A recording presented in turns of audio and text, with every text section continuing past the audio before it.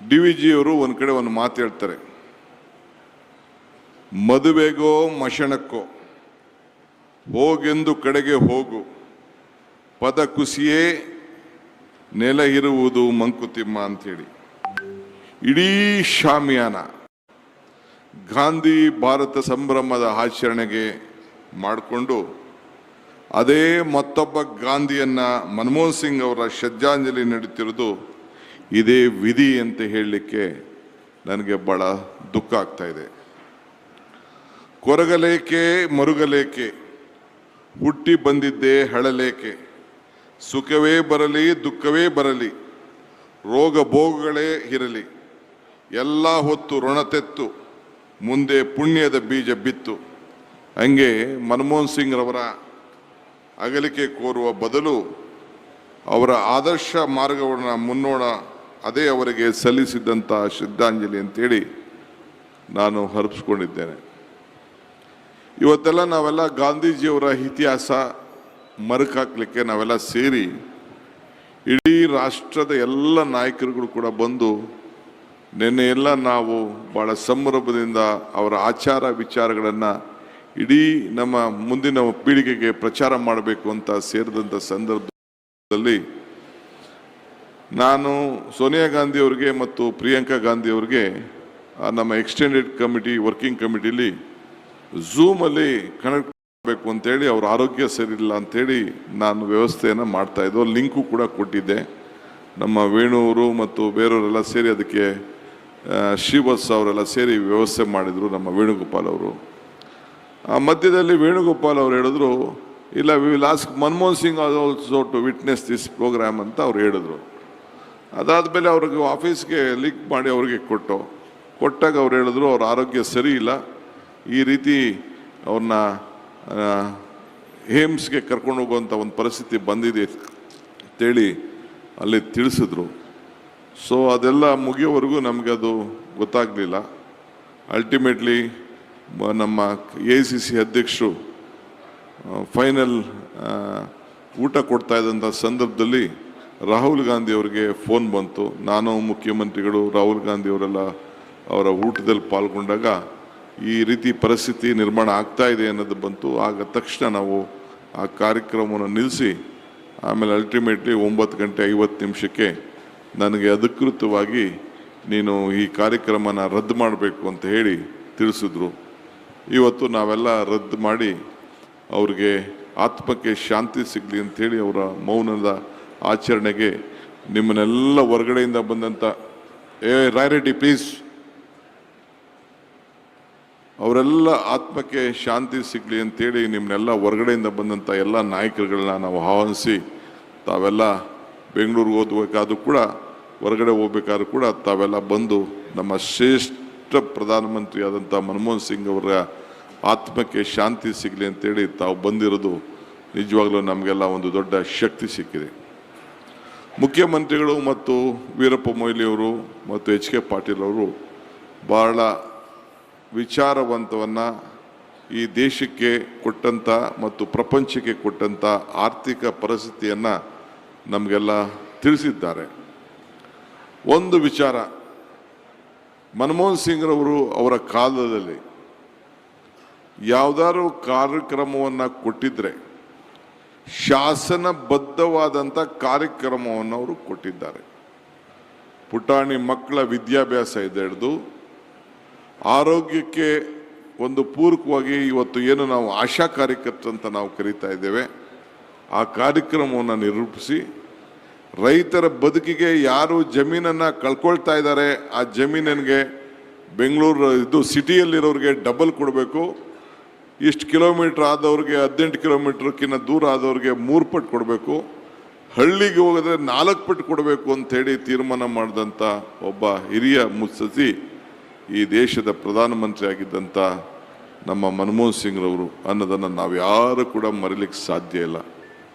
ಇವತ್ತು ನಮ್ಮ ರೈತರು ಫಾರೆಸ್ಟಲ್ಲಿ, ಈ ಫಾರೆಸ್ಟ್ ಅವ್ರ ಸವಾಸ ನಾವು ಯಾರು ಕೂಡ ರೈತರಲ್ಲಿ ಮೊದಲಿಂದ ಕೂಡ ವಂಶ ಪಾರಂಪರ್ಯವಾಗಿ ನಡ್ಕೊಂಡು ಬಂದದ್ದನ್ನು ಬೇಕಾದಷ್ಟು ಕಿರುಕುಳವನ್ನು ಕೊಟ್ಕೊಂಡು ಯಾವುದೋ ಒಂದು ಸುಪ್ರೀಂ ಕೋರ್ಟ್ ಜಡ್ಜ್ಮೆಂಟನ್ನು ಇಟ್ಕೊಂಡು ಎಲ್ಲ ಪರಿಶಿಷ್ಟ ಜಾತಿ ಪರಿಶಿಷ್ಟ ಪಂಗಡ ಮತ್ತು ಬೇರೆ ಜನಾಂಗಕ್ಕೆ ತೊಂದರೆಯನ್ನು ಕೊಡ್ತಾಯಿದ್ರು.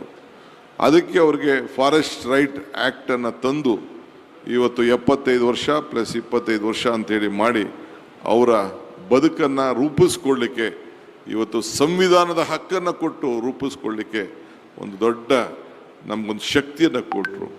ಬೇರೆ ಸರ್ಕಾರಗಳು ಈ ಪ್ರೋತ್ಸಾಹ ಕೊಟ್ಟರು ಬಿಟ್ಟರು, ನಮ್ಮ ಸರ್ಕಾರ ನಾವು ಮುಂದುವರಿಸ್ತಾ ಇದ್ದೇವೆ. ಮುಂದೆ ಕೂಡ ನಾವು ಆ ಸಂದರ್ಭದಲ್ಲಿ ಮುಂದುವರಿಸುವಂಥ ಕೆಲಸವನ್ನು ಈ ಸಂದರ್ಭದಲ್ಲಿ ನಾವು ಮಾಡ್ತೇವೆ. ಹಂಗೆ ನರೇಗಾ ವಿಚಾರ ಒಂದು ಘಟನೆಯನ್ನು ನಾನು ಹೇಳಲೇಬೇಕಾಗಿದೆ. ನಾವು ಬಳ್ಳಾರಿಗೆ ಪಾದಯಾತ್ರೆ ಮಾಡ್ತಾಯಿದ್ದೋ. ಬಳ್ಳಾರಿಗೆ ಪಾದಯಾತ್ರೆ ಮಾಡಬೇಕಾದ್ರೆ ಮಧ್ಯದಲ್ಲಿ ಒಂದು ಹಳ್ಳಿಲಿ ಸ್ವಲ್ಪ ಪ್ಲೀಸ್, ಒಂದು ಹಳ್ಳಿಲಿ ಹೋಗ್ಬೇಕಾದ್ರೆ ಒಂದು 50-60 ಹೆಣ್ಮಕ್ಳು ಎಲ್ಲ ಕೂಲಿಗೆ ಹೋಗ್ತಾಯಿದ್ರು. ಅವ್ರಿಗೆ ಕೇಳ್ದವ್ರು ನಾವೆಲ್ಲ ನಿಲ್ಲಿಸ್ಬಿಟ್ಟು ಮಧ್ಯ ಮಾತಾಡಿ ನಾನು ಮಾತಾಡೋಂಥ ಒಂದು ಅವಕಾಶ ಸಿಕ್ತು. ಅವರೆಲ್ಲ ಬಂದು ಕೂಲಿಗೆ ಬಂದು ಅವತ್ತು ಮಾತಾಡಿದವ್ರ ಅನುಭವವನ್ನು ಅವ್ರು ಹಂಚ್ಕೊಳ್ತಾಯಿದ್ರು. ಆಮೇಲೆ ಒಂದಿನ ನಾನು ಮನಮೋಹನ್ ಸಿಂಗ್ ಅವರಿಗೆ ಒಂದು ಪತ್ರ ಬರೀಬೇಕು ಅಂತ ಆಲೋಚನೆ ಮಾಡಿದೆ. ಆ ಮಧ್ಯದಲ್ಲಿ ನಾನು ಸೋನಿಯಾ ಗಾಂಧಿ ಅವ್ರನ್ನ ಭೇಟಿ ಮಾಡಿದೆ. ಈ ಭಾಗದ ಕೆಲವು ಭಾಗದಲ್ಲಿ ಬೇರೆ ಜಮೀನುಗಳಿಗೆ ಹೋಗಿ ಕೂಲಿ ಮಾಡ್ತಾರೆ, ನಮ್ಮ ಭಾಗದಲ್ಲೆಲ್ಲ ನಾವು ಬೇರೆ ಜಮೀನುಗಳಿಗೆ ಹೋಗಿ ಕೂಲಿ ಮಾಡೋಕ್ಕೆ ಸ್ವಲ್ಪ ಹಿಂಜರಿತಾರೆ. ಸೊ ಆ ನರೇಗಾಯಿಂದ ಏನೂ ಪ್ರಯೋಜನ ಆಗ್ತಾ ಇಲ್ಲ ಅಂತ ಹೇಳಿದೆ. ಆಗ ನಾನು ಧ್ರುವರಾಯಣ್ಣ ಯಾರೋ 1-2-3 ಜನ ಇದ್ದೋ, ಐ ಥಿಂಕ್ ಸುರೇಶ್ ಆಗಷ್ಟೊತ್ತಿಗೆ MP ಆಗಿರೋ ಗೊತ್ತಿಲ್ಲ ನನಗೆ. ತಕ್ಷಣ ನನಗೆ ಜೋಶಿ ನೋಡೋಕ್ಕೆ ಹೇಳಿದ್ರು. ನನಗೆ Joshi central rural development ministry ಇದ್ದು ಜೋಶಿ, ಅವ್ರನ್ನ ಭೇಟಿ ಮಾಡು ಅಂತ ನನಗೆ ಹೇಳಿದ್ರು. ನಾನು ಅವ್ರಿಗೊಂದು ರೆಪ್ರೆಸೆಂಟೇಷನ್ ಕೊಟ್ಟೆ. ಜೋಶಿಗೆ ಅದನ್ನು ಫಾರ್ವರ್ಡ್ ಮಾಡಿದ್ರು. ಜೋಶಿಗೆ ಫಾರ್ವರ್ಡ್ ಮಾಡಿದೆ. ಜೋಶಿಗೆ ಹೋಗಿ ನಾನು ಎಕ್ಸ್ಪ್ಲೇನ್ ಮಾಡಿದೆ. ಜೋಶಿಗೆ ಸಮಾಧಾನ ಆಗಲಿಲ್ಲ. CP ಜೋಶಿ ಅಂತ ಅಂದ್ಬಿಟ್ಟು ಅವರು ಒಂದು ಓಟಲ್ಲಿ ಸೋತಿದ್ರು ಅಸೆಂಬ್ಲಿಗೆ. ಆಮೇಲೆ ಅವರು ಸೆಂಟ್ರಲ್ ಮಿನಿಸ್ಟ್ರು ಕೂಡ ಆಗಿದ್ದರು, ಸ್ಪೀಕರ್ ಕೂಡ ಆಗಿದ್ದರು ಅಲ್ಲಿ ರಾಜಸ್ಥಾನದಲ್ಲಿ. ಅವರು ತಕ್ಷಣ ಅದ್ರ ಬಗ್ಗೆ ಅಧ್ಯಯನ ಮಾಡಿ ತಿರ್ಗಾ ವಾಪಸ್ಸು ಸೋನಿಯಾ ಗಾಂಧಿ ಅವರಿಗೆ ಒಂದು ರಿಪೋರ್ಟ್ ಕೊಟ್ಟರು. ಆಮೇಲೆ ಮನಮೋಹನ್ ಸಿಂಗ್ ಬರೆದ್ರು ಅದನ್ನು.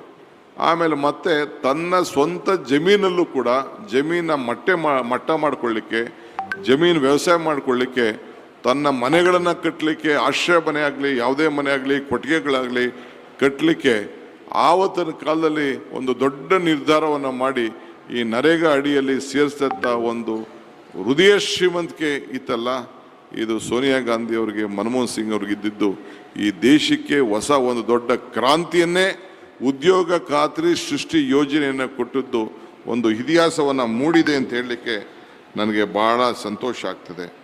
ಹಿಂಗೆ ಇವತ್ತು ನಮ್ಮ ಅನ್ನಭಾಗ್ಯ ಸಿದ್ದರಾಮಯ್ಯನವ್ರಿಗೆ ಮುನ್ನುಡಿ ಬರೆದಿದ್ದೇ ಈ ಫುಡ್ ಸೆಕ್ಯೂರಿಟಿ ಆ್ಯಕ್ಟ್. ಇದು ನಮಗೆ ಜೊತೆಗೆ ಈಗ ಹೊಸದಾಗಿ ನಾವು ಶಾಲೆಗಳು ಮಾಡಬೇಕು ಅಂತ ಹೊರಟಿದ್ದೇವೆ. ಈ 2% CSR, ಆ CSRನ್ನು ಪ್ರಾರಂಭ ಮಾಡಿದ್ದು ಇವತ್ತು ಇಡೀ ನಮ್ಮ ದೇಶದ ಎಲ್ಲ ಸಂಸ್ಥೆಗಳು ಒಂದು ನಮ್ಮ ಕಾರ್ಪೊರೇಟ್ ಸೋಷಿಯಲ್ ರೆಸ್ಪಾನ್ಸಿಬಿಲಿಟಿಯಿಂದ ನಮ್ಮ ಗ್ರಾಮೀಣ ಪ್ರದೇಶ ಬೇರೆ ಸೋಷಿಯಲ್ ಆ್ಯಕ್ಟಿವಿಟೀಸ್ ಮಾಡಲಿ ಅಂಥೇಳಿ ಇವತ್ತು ತೆಗೆದುಕೊಂಡಂಥ ಒಂದು ತೀರ್ಮಾನ. ಇಂಥವೆಲ್ಲ ನೂರಾರು ಕಾರ್ಯಕ್ರಮಗಳನ್ನು ಇವತ್ತು ಕೊಟ್ಟಿದ್ದಾರೆ. ಗಂಟೆಗಟ್ಟಲೆ ಚರ್ಚೆ ಮಾಡಲಿಕ್ಕೆ ಅವಕಾಶ ಇದೆ. ಭಾಳ ಲೀಡರ್ಸ್ಗೆಲ್ಲ ನನಗೆ ಮಾತಾಡಿಸ್ಬೇಕು ಅಂತ ಆಸೆ. ನಾನು ನಮ್ಮ ಮಿನಿಸ್ಟ್ರು ಇಲ್ಲೇ ಇದ್ದಾರೆ, ನಮ್ಮ ಹೈಯರ್ ಎಜುಕೇಷನ್ ಮಿನಿಸ್ಟ್ರು, ಒಂದು ಸೂಚನೆ ಕೊಡಲಿಕ್ಕೆ ನಾನು ಬಯಸ್ತೇನೆ ಅವರಿಗೆ. ನಮ್ಮ ಬೆಂಗಳೂರು ಯೂನಿವರ್ಸಿಟಿಲಿ ಒಂದು ಮನಮೋಹನ್ ಸಿಂಗ್ ಅವರ ಆರ್ಥಿಕ ನೀತಿ ಬಗ್ಗೆ ಒಂದು ದೊಡ್ಡ ರಿಸರ್ಚ್ ಸೆಂಟರನ್ನು ತಾವು ಮಾಡಲಿಕ್ಕೆ ತಾವೆಲ್ಲ ಕಾರ್ಯಕ್ರಮವನ್ನು ರೂಪಿಸಬೇಕು ಅಂತೇಳಿ. ಏಕೆಂದರೆ ಅವರು ಒಂದಕ್ಕಲ್ಲ ಮಾಡಿದ್ದು, ಎರಡಕ್ಕಲ್ಲ. ಬೇರೆ ಸರ್ಕಾರದಲ್ಲಿ ನಾವು ತೀರ್ಮಾನ ಮಾಡ್ತೇವೆ, ಮುಂದಿನ ದಿನಗಳಲ್ಲಿ ನಮ್ಮ ಕ್ಯಾಬಿನೆಟ್ನಲ್ಲಿ ಚೀಫ್ ಮಿನಿಸ್ಟ್ರು ನಾವೆಲ್ಲ ಕೂತ್ಕೊಂಡು ಏನು ಬೇಕೋ ಅದಕ್ಕೆ ಚರ್ಚೆ ಮಾಡ್ತೇವೆ. ಬಟ್ ರೈಟ್ ಟೈಮ್ ನಾವು ಮುಂದಿನ ನಮ್ಮ ಮಕ್ಕಳಿಗೆ, ವಿದ್ಯಾರ್ಥಿಗಳಿಗೆ ಇದ್ರ ಬಗ್ಗೆನೇ ಒಂದು ದೊಡ್ಡ ಚರ್ಚೆ. ಯಾಕೆಂದರೆ ಪುಟಾಣಿ ಮಕ್ಕಳಿಂದ ಹಿಡಿದು, ಹಾರಕ್ಕಿಂದ ಹಿಡಿದು, ಫಾರೆಸ್ಟಿಂದ ಹಿಡಿದು, ಸಾಲ ಮನ್ನಾಯಿಂದ ಹಿಡಿದು 70,000 ಕೋಟಿ ನ್ಯಾಷನಲೈಸ್ ಬ್ಯಾಂಕಲ್ಲಿ ಇಲ್ಲಿವರೆಗೂ ಬರೀ ದೊಡ್ಡ ದೊಡ್ಡ ಸಾಹುಕಾರಗಳಿಗೆ, ಇಂಡಸ್ಟ್ರಿಯಲಿಸ್ಟ್ ಮಾತ್ರ ಸಾಲ ಮನ್ನಾ ಆಯ್ತಿತ್ತೆ ಹೊರತು ನಮ್ಮ ರೈತರಿಗೆ ಸಾಲ ಮನ್ನಾ ಮಾಡೋಂಥ ಒಂದು ತೀರ್ಮಾನ ತೆಗೆದುಕೊಂಡಿದ್ದು ಮನಮೋಹನ್ ಸಿಂಗ್ ಅವರು. ಅಂದರೆ ಯಾವ ಸಮಾಜದಲ್ಲಿ ಎಲ್ಲ ವರ್ಗದ ಜನರಿಗೂ ಕೂಡ ಅವರು ರಕ್ಷಣೆಯನ್ನು ಮಾಡ್ತಾ ಇರೋದನ್ನ, ಅವರ ಬದುಕನ್ನು ಕಟ್ಕೊಳ್ಳಿಕ್ಕೆ ಕಾಯ್ದೆಗಳ ಮುಖಾಂತರ ಅವರ ಆಡಳಿತವನ್ನು ಕೊಟ್ಟದ್ದು ವಿಶ್ವದಿಂದ ಹಿಡಿದು ನಮ್ಮ ಹಳ್ಳಿ ಕೂಲಿಕಾರರಿವರೆಗೂ ಕೂಡ ಇವತ್ತು ರಕ್ಷಣೆ ಮಾಡಿದಂಥ ಒಬ್ಬ ಧೀಮಂತ ನಾಯಕನನ್ನು ನಾವು ಕಳ್ಕೊಂಡಿದ್ದೇವೆ. 92 ವರ್ಷ ಅವರು ಸತ್ತಿರ್ಬೋದು, ಬಟ್ ಅವ್ರ ಕಾರ್ಯಕ್ರಮಗಳ ಇನ್ನೂ ಕೂಡ ಬದುಕಿದೆ. ಅದನ್ನು ಬದುಕಿಸಿ ಅವರ ಏನು ಮಾರ್ಗದರ್ಶನ ಕೊಟ್ಟಿದ್ದಾರೆ ಅದರಲ್ಲಿ ನಾವು ನೀವೆಲ್ಲ ಸೇರಿ